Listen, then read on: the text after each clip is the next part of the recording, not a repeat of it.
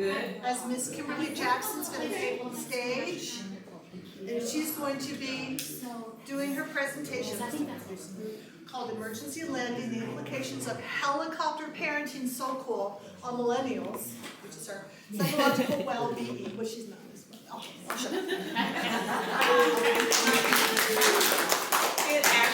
Good afternoon. I am Kimberly Jackson, doctoral candidate. And I would first like to start by saying thank you so much to my first chair, Dr. Daniels. This has been a long process, so I am so thankful that we are finally here. Thank you to my second reader, Dr. Shanobia Webster Hill, who is present with us virtually from the great state of Tennessee. All right, and like I said, I am Kimberly, and I will be presenting Emergency Lending, the implications of helicopter parenting on millennial psychological well-being. Disclaimer, I am a millennial, however, I did not have a helicopter parent, so.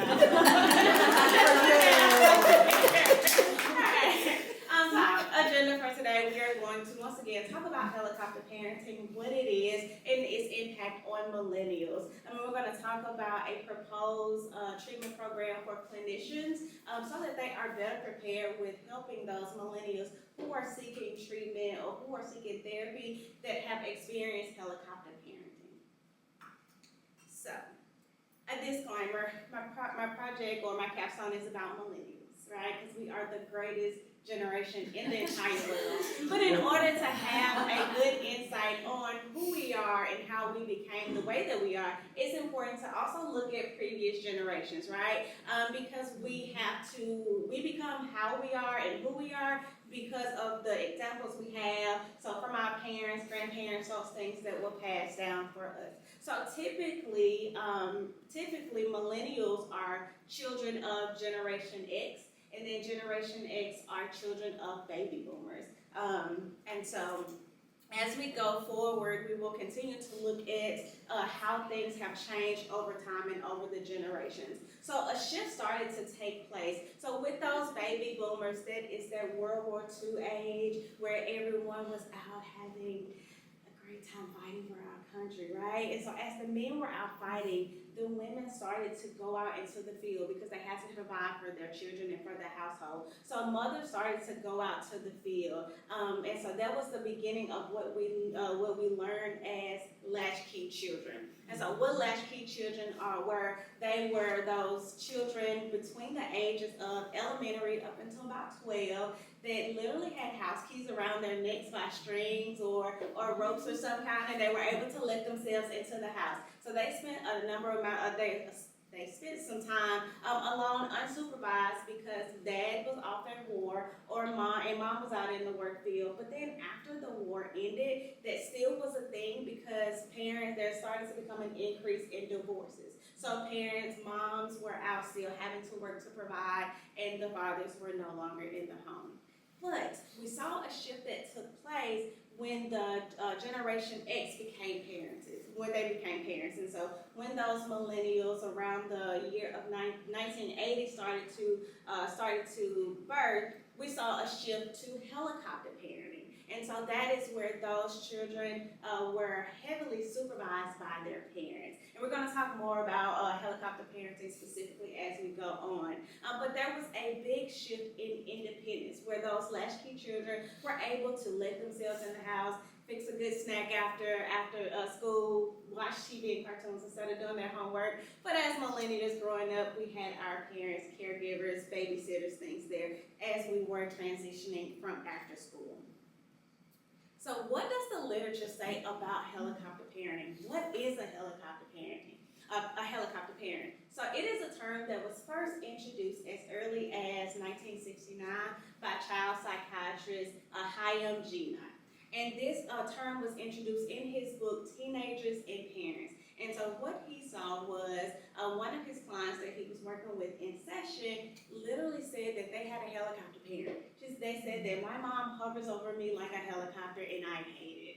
And so that was one of the earliest mentions of the word. But as time time went on, we started to see that it became more prevalent, specifically in the academic realm, higher education, post-secondary education, in college. And what did that look like? That looks like the mom of a millennial would call up to the college or high school, and they would ask the guidance counselor, well, what does my baby's grades look like? How is she doing in her math class? I think that 12 hours is too much for her to be taking. And and we are all thankful for FERPA, right? Because if I don't give you permission, mom cannot know anything about my classes. So, but there was an increase in parents calling in to those academic settings, emailing professors, talking on behalf of their millennial or emerging adult children. And so that is where we saw a rise in that. But what was the implications of that? That means that the parent was overly immersed in the business and affairs of their children. Every single thing, right? And because of this, it started to show some problems with problem solving. The millennials were no longer able to solve those problems that they experienced as growing pains, as we may say, because mom or dad always swooped in, hovered in like a helicopter, making sure that poor little Kim did not have any issues that she had to solve on her own, and more so from an academic focus as well. So helicopter parenting is one of those things where the intention was amazing, right? No parent wants to see their child struggle in any realm, in any avenue of life. However, the impact was not so great because it hindered that progress of becoming an adult. It hindered those problem-solving skills. It hindered communication skills and also competence of that millennial or emerging adult. And we're definitely going to talk a little bit about that more as we go along. And so going into that psychological well-being, right? And what is psychological well-being? Well, how do I feel, or how does that millennial feel as a person who is now out there in the world ready to tackle everything post-high school graduation? And so some things that we started to see based on the literature is that there were correlations between anxiety and depression, low self-efficacy. Many millennials felt like they weren't prepared, they could not go out and do all of the great things that they had their mindset to it, because once you get out into the real world and mom and dad is no longer there to hold our hands as we walk into the real world, the first time we have to make a dentist appointment on our own, or the first time the insurance says your copay doesn't cover that, mom, what is a copay? What are they talking about? And so those meetings are not being developed when there is a helicopter parent involved, because mom calls and says, hey, your dentist appointment is on the 12th when you come home for Thanksgiving break. So those are the things that we were seeing in the literature. Literature focused a lot on emerging adulthood. So that's that age range of 18 to 29. And we were seeing how those challenges, once again, things that society states that emerging adults should be able to take care of. Emerging adults who experience helicopter parenting were not able to handle those things. And we also saw, per the literature, a reoccurrence or a recycling of parent involvement, right? So millennials in context, like who are we, aside from being like some of the coolest people who ever lived, millennials in context are shaped by a number of different factors. So once I said a little earlier in the previous slide, the millennial generation started around 1980. And so how did we get the term millennials? Because the millennials started in 2000. Well, we grew up in that new millennial area. And so we were shaped by those things. The Y2K, right? When everyone was on edge because the world was going to end as soon as 2000 hit. But we were shaped by those things. But also the rise of social media and the internet. We grew up with the internet. But the economic factor, the Great Recession. So those older millennials got to experience that Great Recession. But the younger millennials, we more so got the impact from our parents. So as the millennial generation, we've been through a lot of things, and that's not to mention the terrorist attacks of 2000, the 9/11 terrorist attacks, or COVID-19. That was a pandemic that we still sometimes have some of the, we're still dealing with some of those ramifications from that now. Right?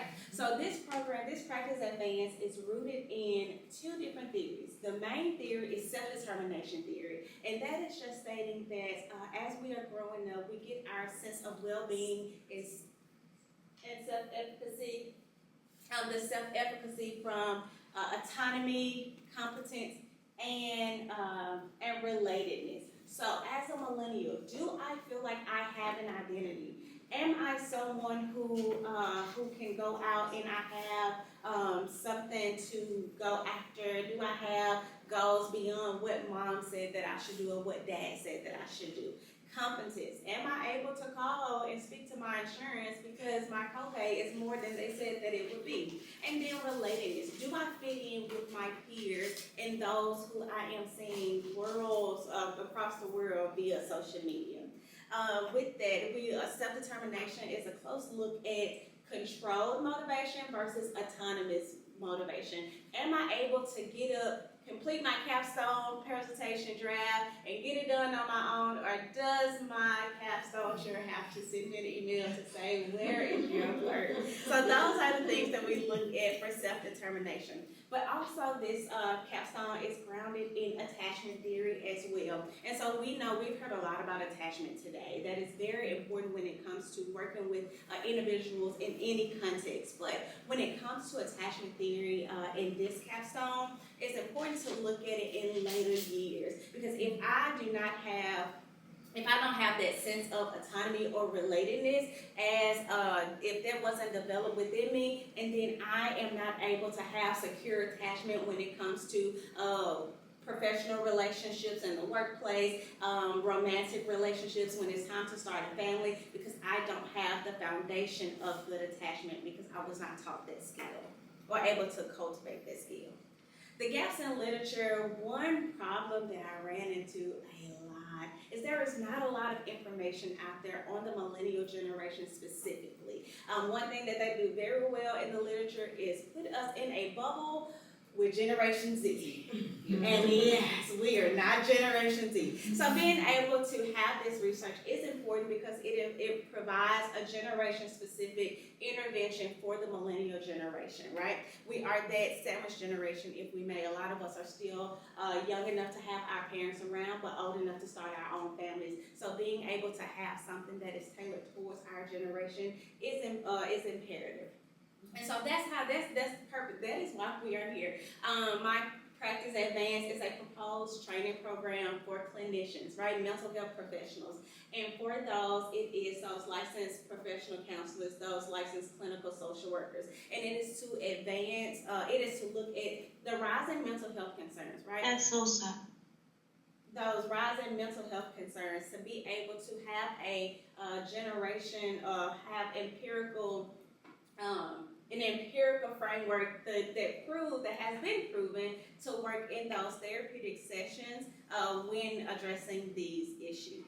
And so one of my hopes for this Practice Advance is that it is rooted and based in the ethical bounds of the National Association Board of Social Work, as well as the National Boards of Counseling Association, because this is a program that will transform a clinical practice and therapy for millennials across the board, right? And as an extra incentive, we would love for it to be a program where you can gain CEUs and in-services, because we need CEUs and in-services every year to stay licensed. All right, so what will this training program accomplish? What is the purpose of it? And so the first objective is looking at the connection between parenting and attachment styles.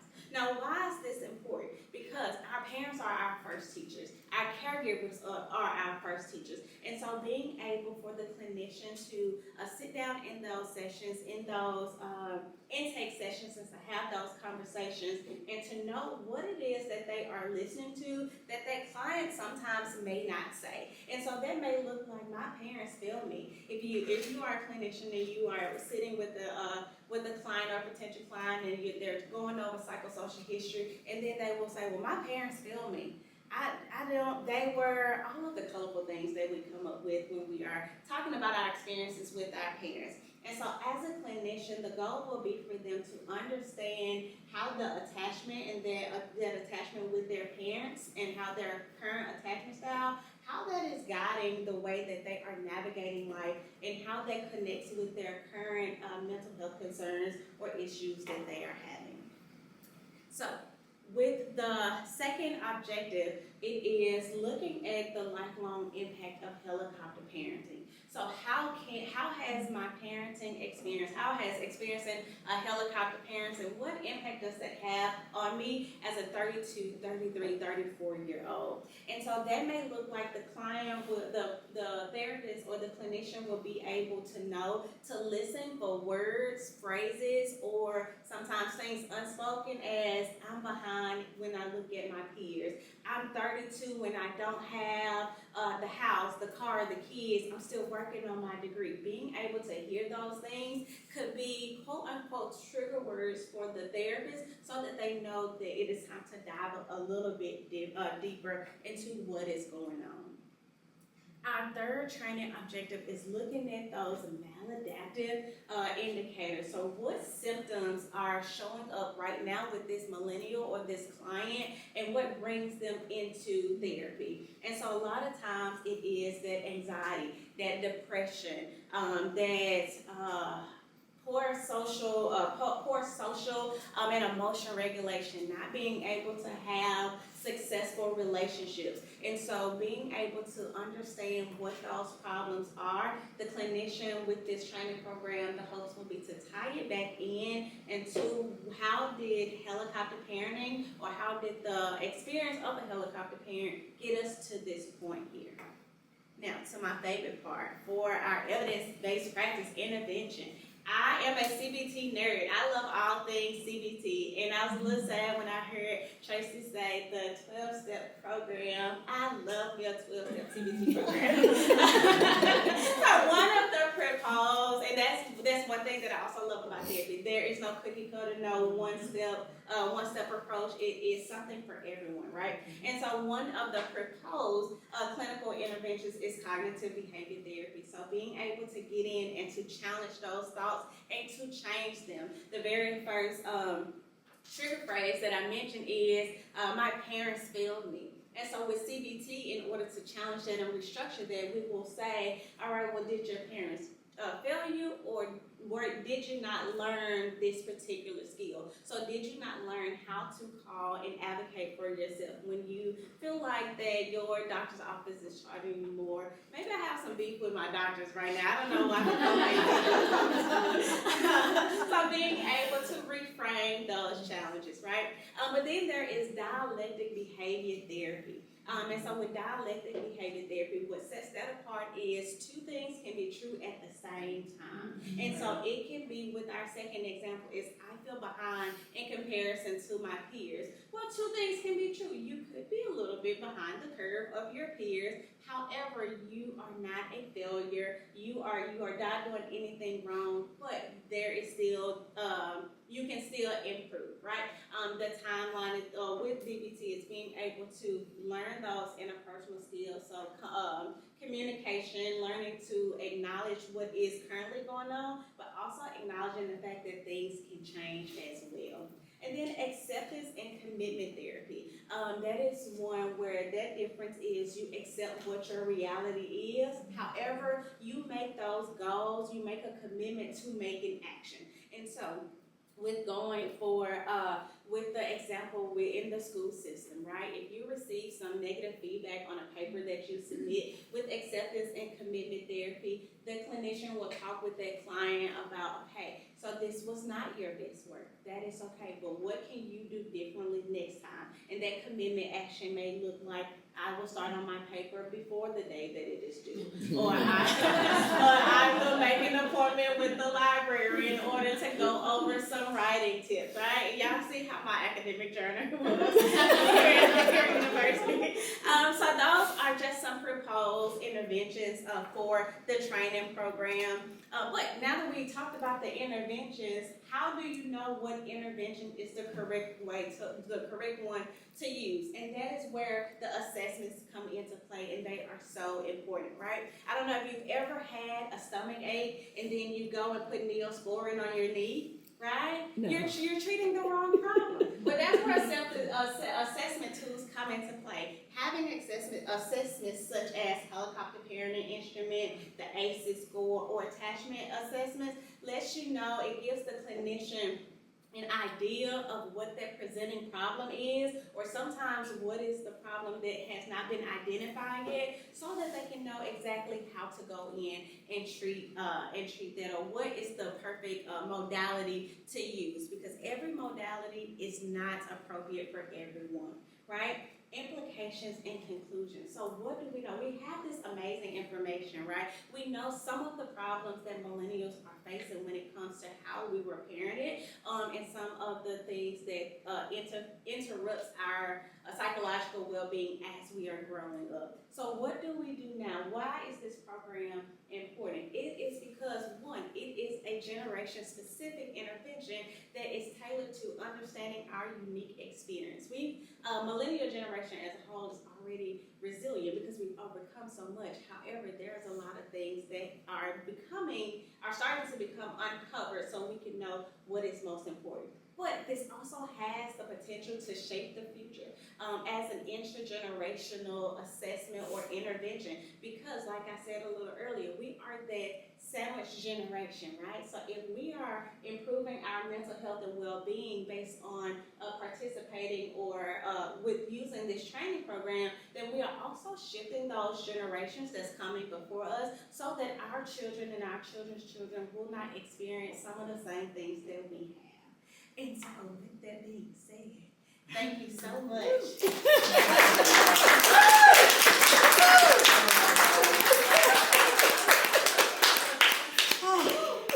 I'm the helicopter chair. Yeah.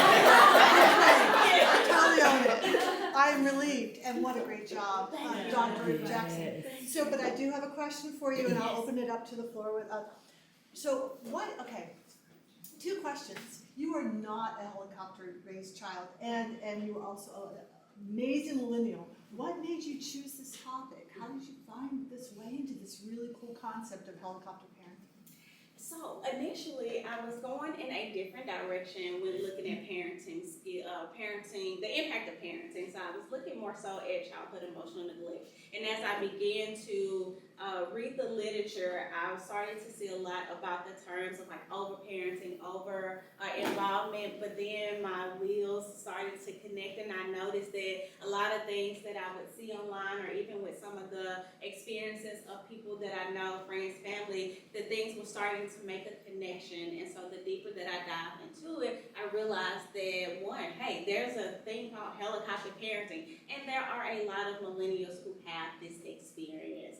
So I think that it is definitely something that needs to have continual research on, but it is a unidentified problem that a lot of people are experiencing in the world.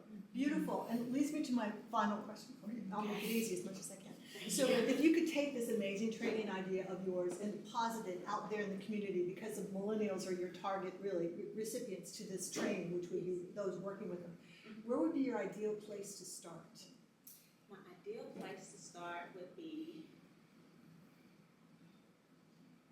I think my ideal place to start would be to build this from the ground up in my community, by way of creating an avenue or seeking out or doing an advertisement for the millennials that are out there, and bringing them into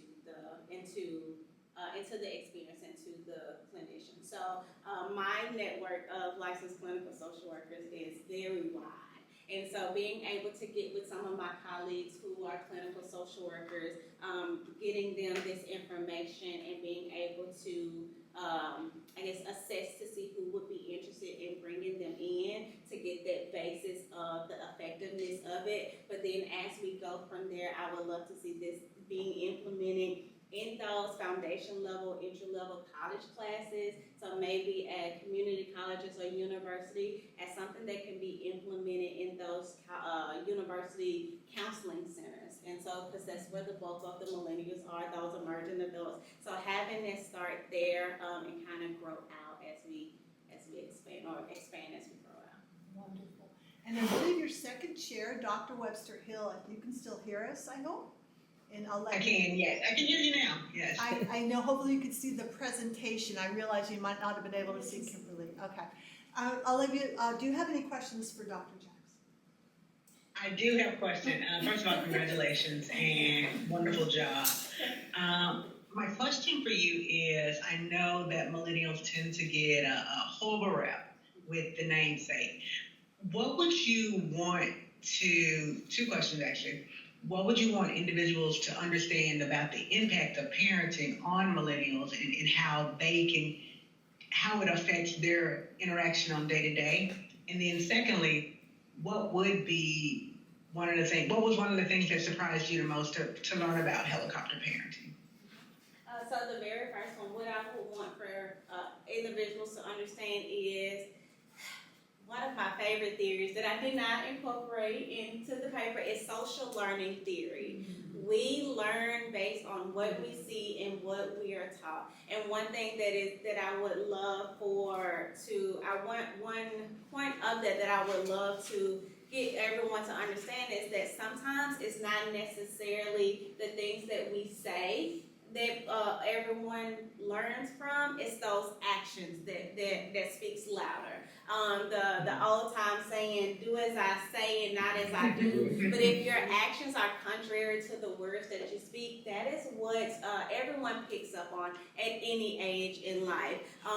You treat people like the way that you treat people, the way that you navigate different situations, how you interact with people will speak more than what your words can be. And that's what I would like for everyone to understand when it comes to helicopter parenting. One thing, and this also goes into that second answer, is one thing that surprised me was one of the articles spoke about how having a helicopter parent,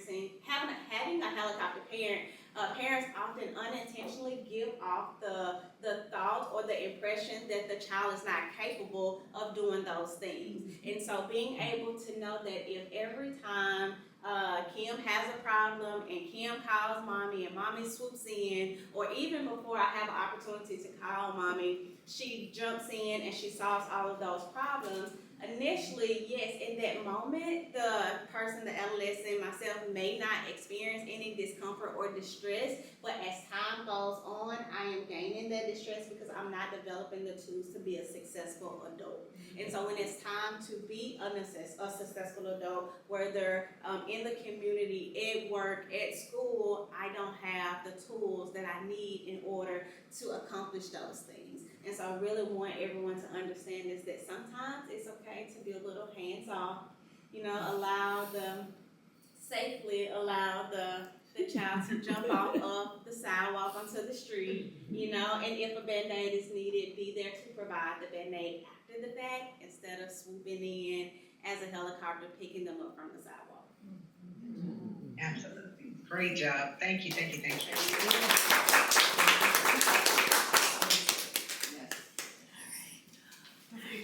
Terry Daniels will hood Dr. Kimberly Jackson.